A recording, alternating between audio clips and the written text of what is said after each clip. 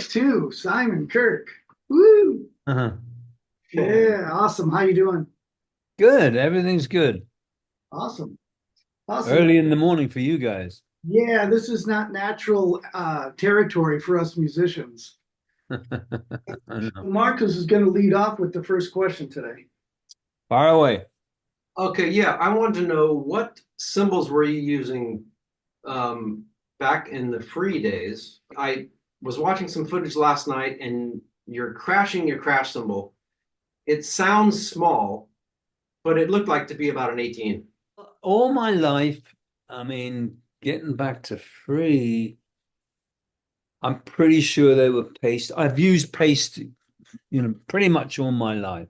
Mhm. And usually 16-inch crash, 214 hi-hats, and a 20-inch crash ride on the as a ride cymbal. Occasionally, I might have another 16 far right, but usually, and I'm pretty sure they were always pasty.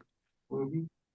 Okay, Yeah. and then well, did that change at all later when you were in that? No, no, never. Free. It's kind of hard to remember that far back. I think certainly with pasty because when Bonzo arranged to get the big black kit. He recommended pasty. I think that's what happened, and that was 50 years ago. So Right. I don't even know when pasty were formed. So the 3 years are a little bit hazy regarding what brand of symbols. But if not, then it would have been a Zildjian. But I'm pretty sure it was pasty. I was looking for that Peisty logo on the underside of the symbol, and I just couldn't see anything. Yeah, it might have been Zildjian, one of the two. I never used anything other than those two brands, but it was 99% pasty. Since you are a very accomplished singer, songwriter, guitarist that has written over 300 songs, which is Hmm, amazing, how has that helped your drumming, listening I skills? don't know. I think it goes back to all those, the 2 years when I was playing with this forerunner of disco. This guy had a whole stack of 45s, and there were so many different genres. One minute it would be Supremes, the Supremes, Baby Love. Then it would be Can't Buy Me Love. Then it would be a waltz. Then it would be an old-fashioned like 40s swing band record. So it's a long-winded way of saying that my songwriting, it just encourages me to play drums to a song. I'm like Ringo, I'm like Levon, I play drums that suit the feel of the song, that provide an underlying bedrock of Right. rhythm for the song. So I'm I can't think of one actually feeding the other, drumming feeding songwriting, vice versa. But I'm sure they're interconnected. If um, especially if I go and play drums on that song, it's kind of my groove, my thing. So Absolutely. they certainly do help each other, no question. I know that you played sax for a while. I don't know if you still do. There's in the 80s, there Yeah. was let's see, Bill Wyman had a side project called Willie and the Poor Boys, and there was a documentary that I watched. And there's a scene where everyone's backstage, and it looks like Bobby Keys, I think, from the Stones, uh, sax player is walking through, and you were backstage, and he's got the sax, and he might have been playing a little bit, and you said, "Hey, can I give that a try?" It sounded like a sax player, Hmm. like you knew what you Well, were doing. And I mean, yeah, I've always loved sax, and I'm pretty good at guitar, and I'm okay on bass and piano. I love playing piano, but sax kind of eluded me in the end. Maybe it was because back in the day I was a smoker. But I love sax, King Curtis, Charlie Parker. I mean, the greats. I've always loved it. And I did flirt with playing, I had a sax given to me by my ex-wife years ago. And I had a few lessons, and I did play on the Wildlife album, but it never came easy to me. And I'll tell you who was a very good player was David Bowie. Yeah. Wow. When we sort of hung out back in the late 80s, um, we actually Bad Company recorded in the Honky Chateau in 1976, and we got there and David was playing, he was recording an album there, and they were running over. They said, listen, could we have another couple of days? We said, yeah, sure. So we actually jammed, Bad Company and Bowie jammed in the studio, and he brought out this sax, tenor. It was a tenor sax. It was big. Hmm. And he played it great. He was so good. I know that's nothing to do with your question, but it's not very well known that he really could play very, very good sax. So my interest in the instrument kind of waned after a few years, as much as I love listening to it, but I don't play it anymore. Okay, well, I mean, did you just sort of pick it up and figure it out, or did you take lessons? Yeah, Because yeah. I mean, I had a couple of lessons because it's the weirdest looking. I don't know what God was smoking when he invented the bloody thing, but it's the weirdest looking instrument. So I kind of figured out, what note went with what note. And I had a couple of lessons with an old guy who just taught me a few basics. Um, but it's something you've really got to keep doing to develop this, what they call the embouchure, the muscles around the mouth. And I just no, it really wasn't for me, and but I still appreciate a good sax solo. yeah. Yeah, for sure. Hmm. It seems like most drummers use a body motion for Hmm. their pulse and their time. Maybe they're clicking their teeth, maybe they're bouncing their legs. Hmm. What do you really feel? How do you feel the pulse when you're playing? Ooh, well, I'm a very physical player. I've always been. I play almost. I play over exertion. I mean, you look at me on the Isle of Wight tape with Free. I mean, after one number, it was a hot day, and even though I was naked from the waist up, I was sweating like a pig. So honestly, Bill, there's no real internal pulse. I just latch onto a feel and I go with it. The people like Max Weinberg, great drummer, but he can be as cool as a cucumber after an hour. Charlie Watts very rarely sweated, and he was a wonderful drummer, but he wasn't a flailer like me. And Bonzo and Keith Moon were flailers, great drummers. Don't get me wrong, but so I just drum to my own internal pulse. You give me a BPM. When I was with Ringo, we had a Tamer BPM machine. Oh, okay. And he wanted, we'd go through the rehearsals and put out the BPM for every song that was going to be in the set. Right. So he was very strict about that. So before every song, I'd have a quick listen, a couple of bars. Okay, one, two, three, Okay. and then we go. Right. Yeah. Speaking of Ringo, did you Yeah. ever think when you were playing along with those 45s as a kid in your wildest dreams, you would be playing with the Beatle and touring? No, I didn't. No. I loved it. I mean, I loved playing. Not only was it a relief, to play with someone other than Bad Company or Free.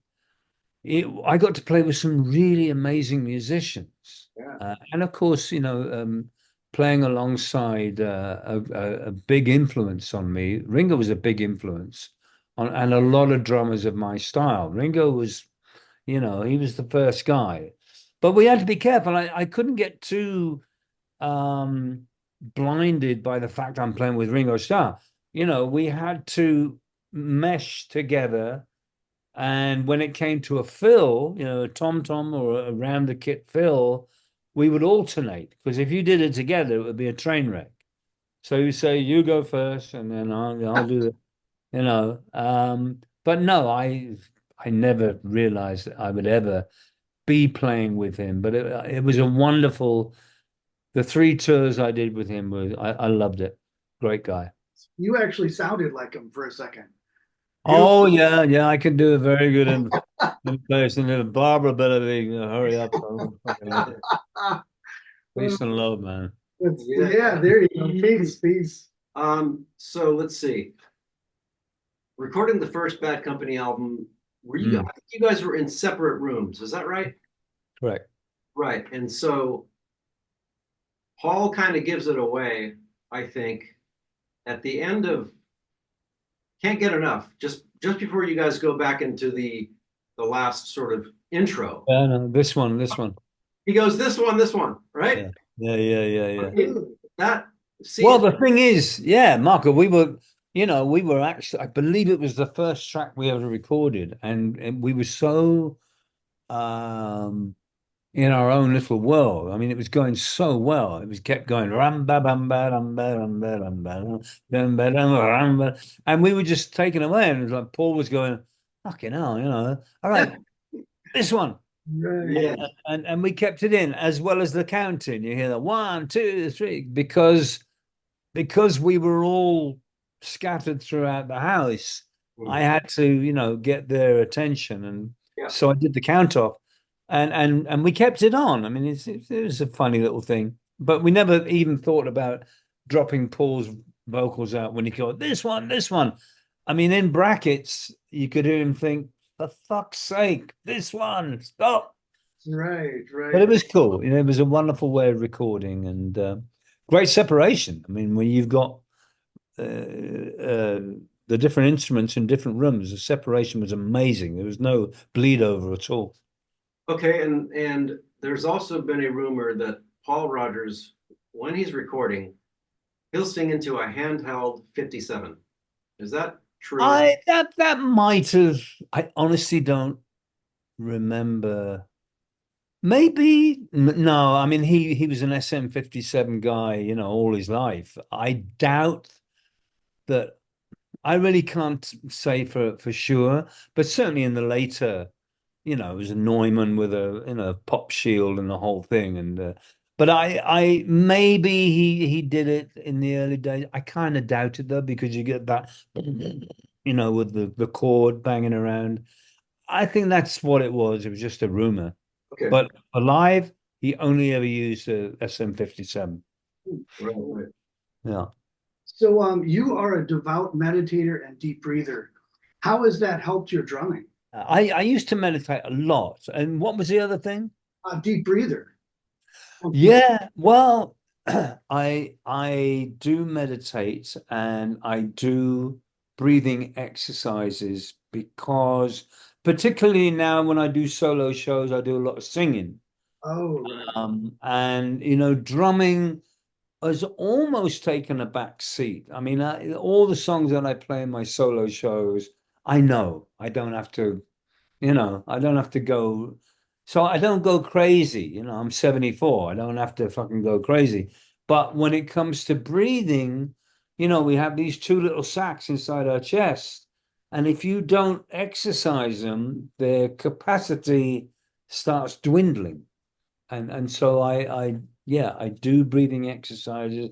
I don't meditate as much as I used to, but it's something I want to get back into. Yeah, for sure. I would recommend it heartily. Just take 20 minutes every day, 10 minutes in the morning, 10 minutes at night, or longer if you want, just to clear the mind, and you're good to go. Yeah, and that's what I've told many students. If you get behind the drum set and you think you're just going to flip the switch and be relaxed just like that, you have to be relaxed all the time. So that's not your natural state. And I met Steve Gadd at a NAMM show, and in the chaos of the NAMM show, he just was like, "Hey, Bill, nice to meet you." And I was like, how does this guy stay so relaxed?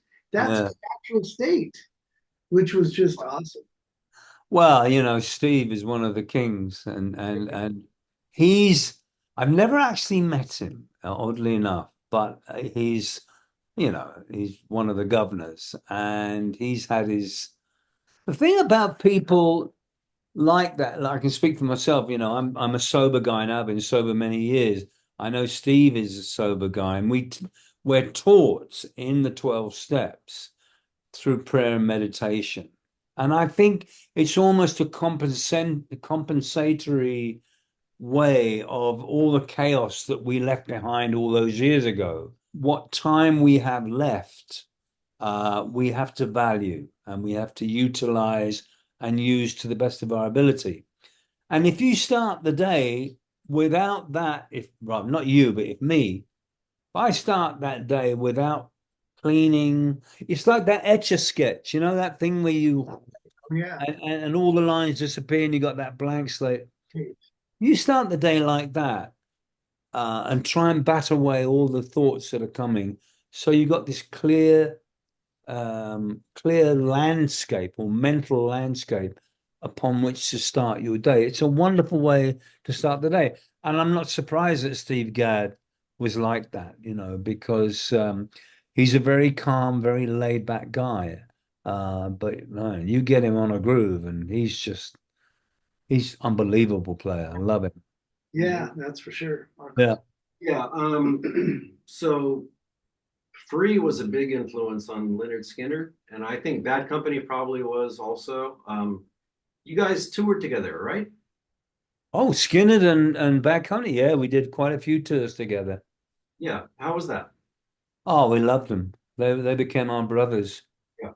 Yeah, I mean, oddly enough, I you know, I had to attend Gary's funeral last year. Me and Paul went, and yeah, to see the whole band away from the concert vibe, you know, the concert surroundings was nice. You know, we were all dressed in black and you know, we all hugged each other and kind of when someone dies, you get this encyclopedia, this kaleidoscope of events that come from his life. And we met Skinner, Bad Company met Skinner, I think it would have been in the late, no, actually, well, I could tell you a great story if you got time. Yes, we have time. We first we did all right, we did the second album, Straight Shooter, okay? And I believe that was 75/76. And I got a phone call. Paul was late coming to the session. We used to record at night. And I think it was around 8 and where the fuck is Paul? No, no, no. So about 1 in the morning, we get a call from Vine Street Police Station. This is in London, by the way. And so it was a call for Steve Weiss. Now, Steve was Bad Company's lawyer.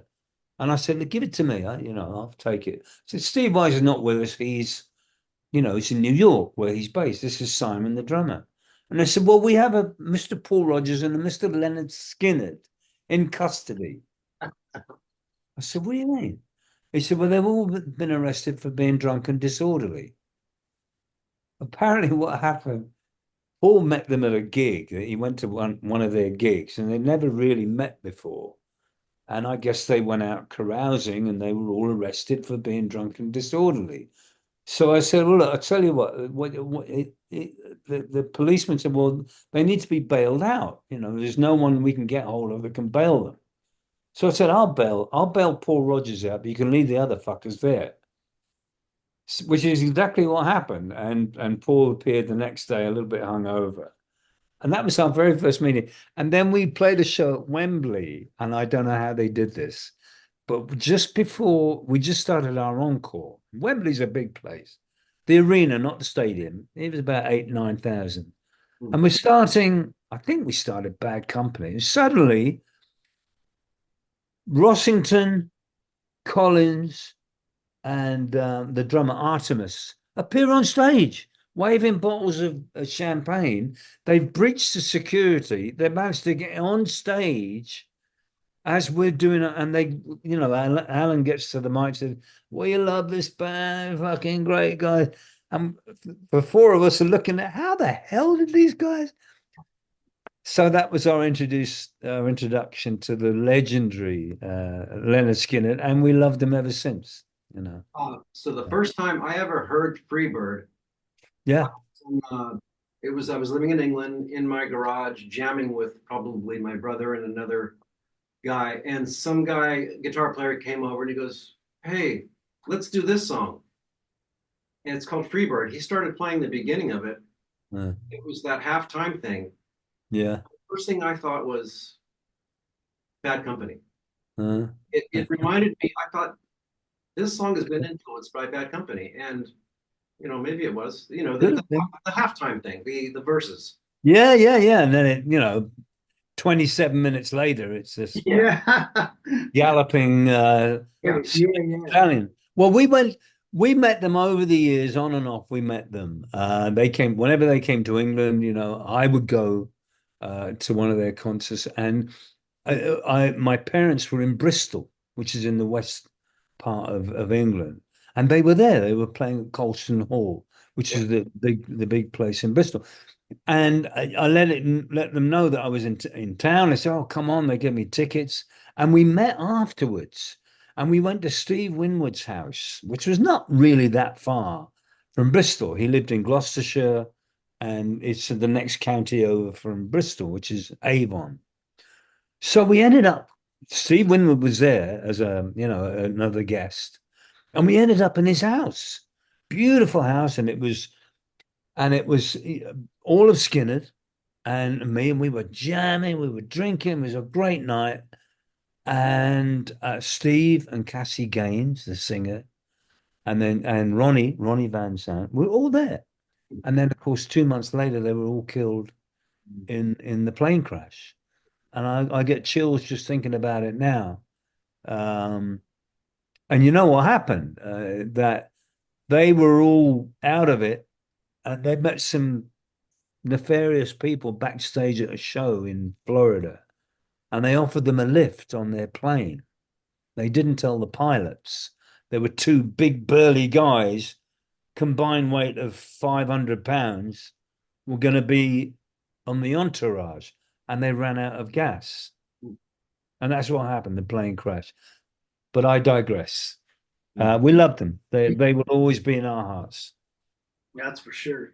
Hey, I was looking at a picture the other day when I was researching for this interview, and there was a black and white picture of you on stage in front of this massive audience. I don't even know how many people.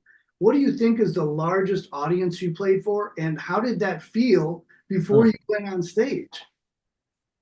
Well, it's probably the Texas Jam. ZZ Top had this annual jam. It was Joe Cocker, Santana. We were opening the show because we were the newbies, we were the rookies, and ZZ Top were, obviously it was their night, so they topped the bill. It was Irving Stadium, and it was around July 2nd or 3rd in Dallas. So that was a famous, and that photo was taken by Carl Dunn, who was a wonderful rock and roll photographer, and I keep in touch with him to this day. So we had, well, me and Paul, having been in Free, were kind of used to festivals, especially the Isle of Wight. We did 2 Isle of Wights, and that was hundreds of thousands. They never really knew the exact amount of people of the second Isle of Wight, between 500,000 and 600,000.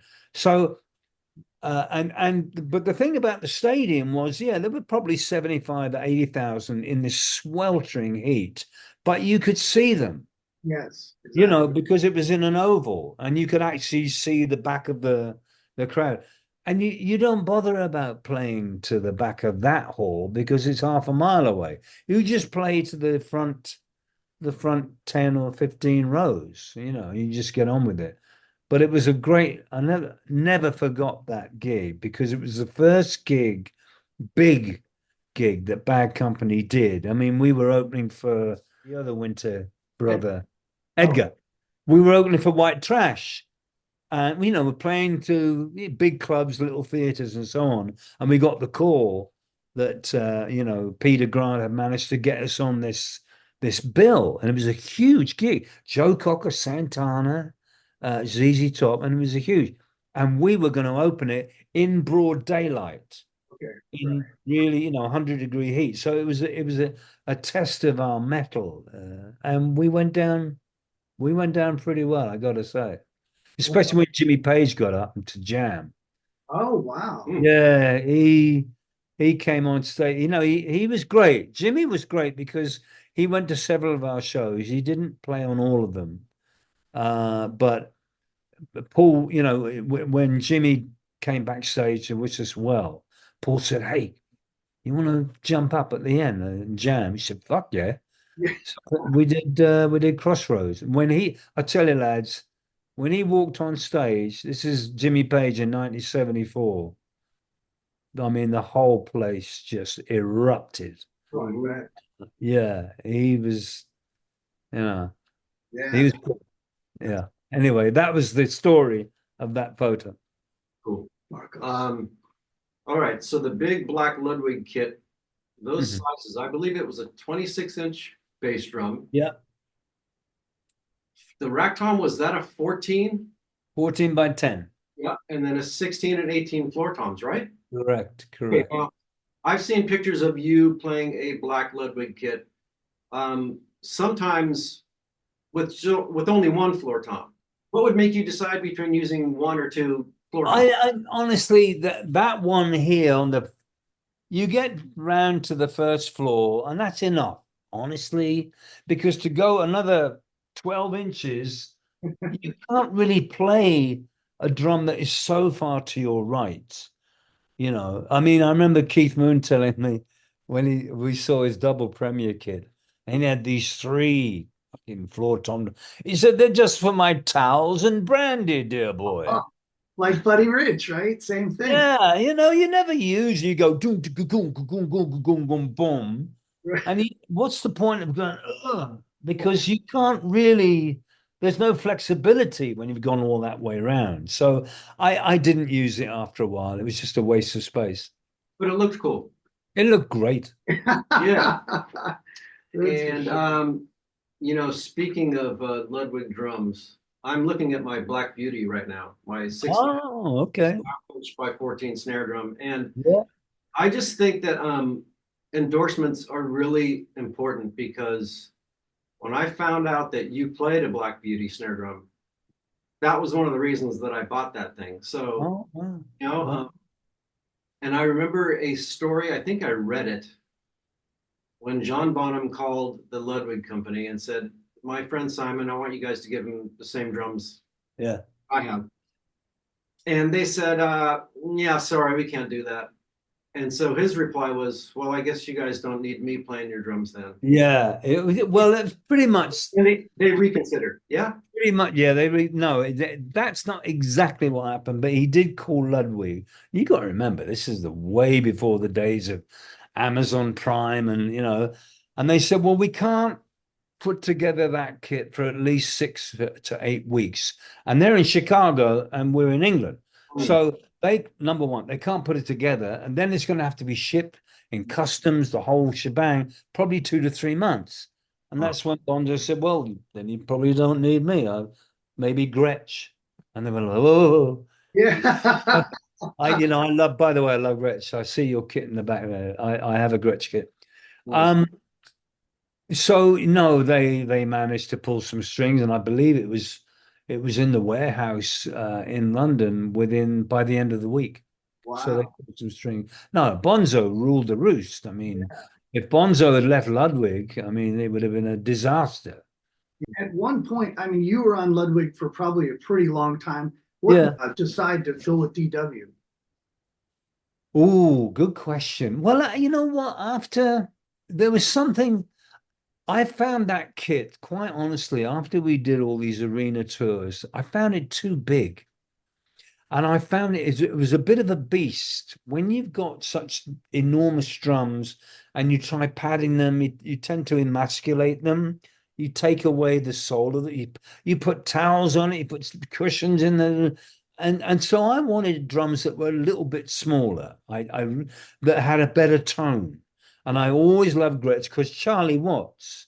I became very friendly with Charlie, and whenever the Stones were recording, I'd go and see them, and he always had this little 22 by 14 kick and little 8 by 10 rack tom and 14 by 14, and he got such a beautiful tone out of them. So I I just wanted a smaller kit. And honestly, the difference between 24 by 14 and 26 by 18 is not huge. We're talking about a couple of inches, here and maybe 4 inches that way, laterally.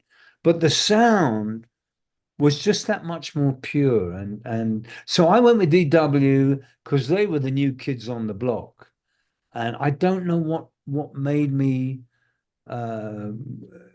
what caught my attention about DW. I can't remember. I believe Mick Fleetwood started using them, and I always loved Mick's playing. But I ended up, buying them. This is before I was an idiot. I called John Good, the CEO, and he said, "Look, it's Simon from Bad Company, I'm kind of." He said, "I know who you are." Yeah. I said, "Well, look, how much is one of your kit?" And he said, they're expensive. DW fucking expensive. I mean, they were about 4 or 5 grand back in the early 80s. Probably 12 or 15 grand now. And I said, "No, I'll pay." He said, "Look, I tell you what, you can have them for wholesale." All right. And he gave them to me for a couple of grand. And I've loved them. I love them ever since. I flirted with other drums. I have a Gretsch kit here. I love Gretsch because I love Charlie. Right. And quite honestly, guys, this is a little aside. I remember a great quote from Keith Richards. He said, "Look, you give me any guitar, you give me any amp, and blindfold yourself, and I can play, and within 10 seconds, that combo will sound like me." Right. Right. Now, if you take any drum kit, and nowadays, most drums are pretty bloody good, whether it's Tamer, Yamaha, Sonor, DW, Ludwig, whatever, if you blindfolded someone and played a Gretsch and then hopped onto a Sonor, you wouldn't really know the difference. It's really what appeals to you aesthetically, how it looks, how it feels. But honestly, today's drums are great. And if I wasn't contracted or endorsed by DW, I'd probably jump on any kit and it would sound like me within 30 seconds, My last question. It seems like great drummers like yourself always feel the triplet in everything. And it's not a dot, dot, dot, dot, but a dot, but it's kind of a swung thing. Did you naturally fall into that? Well, I know I don't really know what you mean by triplet, like Yeah, a like even though it's eighth notes, 1 and 2 and 3 but it okay. feels like but like it's closer to a shuffle the way Ringo used to have that gray area in between straight eighth notes and shuffle. That gray area, you got. Yeah. Well, Charlie was a great proponent of that. And Ringo, being a left-handed drummer playing a right-handed kit, always had this strange right on the money. I mean, his notes were spot on. He neither dragged nor raced. I mean, Ringo had the perfect timing. Charlie always raced a little bit, a tiny bit, but he had this bump, bump, bump, bump, bump, bump, and it was like but laying off on the seventh or fifth note, bump, bump, bump. And I love that film, and I do it every now and again as a little tribute to Charlie. I Oh yeah, can't copy Ringo's films because he leads with his left as he goes around a right-handed kit. It's weird. yeah, very straight. So all those fills on Day in the Life, those lovely languid tom fills, he's leading with his left. Yeah, And that's why it's an unusual feel. You can't really duplicate it. yeah, that's a tough one. Speaking of drum fills, there is a Simon Kirke drum fill. That crash. Yeah, okay. That's probably an homage to the Tamla Motown drummers. Oh Exactly. yeah, You yeah. know, if you I know you're gonna lead me. Right. Ram bam boom bragadon. That's Benny Benjamin. Okay. Um Ain't Too Proud to Beg. See, if you Yeah. go to Ain't Too Proud to Beg, and the first thing you hear is boom bragadon. And Right. that's Benny Benjamin, who only used a little three-piece kit, no cymbals. And he pioneered that wonderful fill. And I put it in whenever I can, you Yep. know. Awesome. Uh, Hey, But the one I thought you were going to mention was the one at the end of the solo in All Right Now. oh right, yeah, That's the one that I'm kind of known for, you know. yeah. But Awesome. yeah, oh anyway, yeah, sure. Really appreciate you doing this. been great. And I think that the name Simon Kirke should be mentioned in the list of great English rock drummers. You know, there with Bonham and Ginger Baker, Keith Moon, Charlie, Ringo, Ainsley Dunbar. Love Ainsley. Yeah, Yeah. you're there. You know, Mitch Mitchell. That's Yeah, for sure. Mitch. Oh, Mitch was great. Nico McBride. I love Nico. Oh yeah, yeah. Yeah. So thank you so much for doing this. This has been Thank you, guys. See, it was a pleasure. I'm glad we were able to spread it over two episodes. So, Yeah. you know, if we can do a follow up at a later date, let me know. I'll be around. man. Thank you so much. Yeah. Thanks a lot, man. All right, thanks. Okay. Bye. Bye.